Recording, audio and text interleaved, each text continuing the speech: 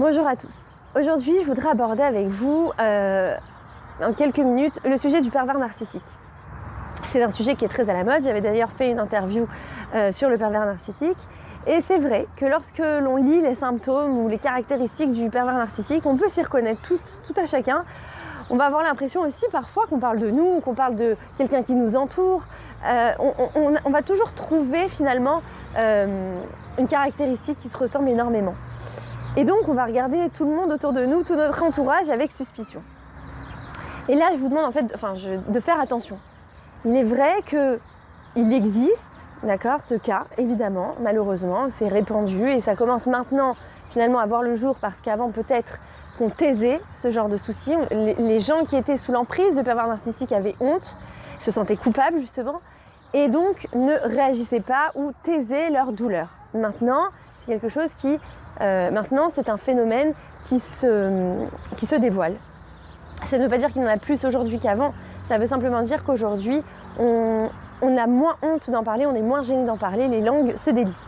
C'est une chose, mais il est important aussi de faire attention, de ne pas généraliser, de ne pas croire que toutes les personnes qui nous entourent sont des pervers narcissiques, ou ne pas même croire que soi-même on l'est forcément. Non. Par contre, il y a effectivement un point important à soi-même être conscient en fait dans nos relations pour un petit peu apprendre à déterminer si quelque chose, si notre relation est polluée ou pas par si notre relation est équilibrée ou pas, si elle est elle-même polluée, si elle est elle-même toxique ou pas saine.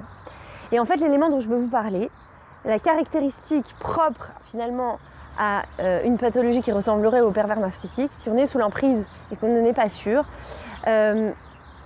ou ça peut être même pas forcément avec un pervers narcissique, même dans une relation entre deux personnes, il arrive qu'il y ait une relation qui soit déséquilibrée, qui s'installe. Et en fait, comment on peut la reconnaître déjà? C'est lorsqu'il y a tout simplement de la culpabilité. Lorsque je sens que je fais toujours mal, que je me remets toujours en question, que je passe mon temps vraiment, c'est-à-dire souvent c'est avec le conjoint quand on parle de relation, mais ça peut être évidemment professionnel, au travail. C'est très très très commun et très répandu qu'on soit en contact avec des personnes qui nous fassent ressentir de la culpabilité. Donc je ne suis jamais à la hauteur, je ne fais jamais bien mon travail, c'est toujours de ma faute, j'ai toujours quelque chose à revoir. Mais surtout que ça atteigne mon estime de moi, ça atteigne mon respect personnel. Là, je suis attaquée dans ma personnalité. Donc là, il y a quelque chose effectivement à vérifier. C'est un élément que l'on ne doit pas laisser au hasard, qu'on doit véritablement se pencher sur la question.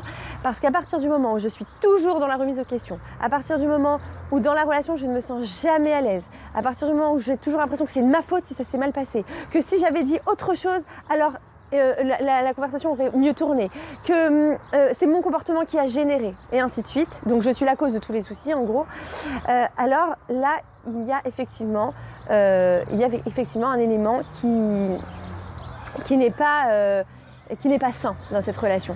Parce que dans toute relation en réalité, on a tous une part de responsabilité. À partir du moment où il y a deux personnes qui entrent en jeu, il y a forcément une part de responsabilité de la personne en face et de ma personne, mais pas tous les 100% de la relation est sur ma personne. À partir du moment où je commence à croire que oui, c'est la majorité de la relation, je me l'attribue, tous les défauts de la relation finalement, je me l'attribue, donc je dois absolument chercher à comprendre ce qu'il se passe dans cette relation et peut-être que ce n'est pas une bonne relation que j'entretiens et il y a quelque chose à changer.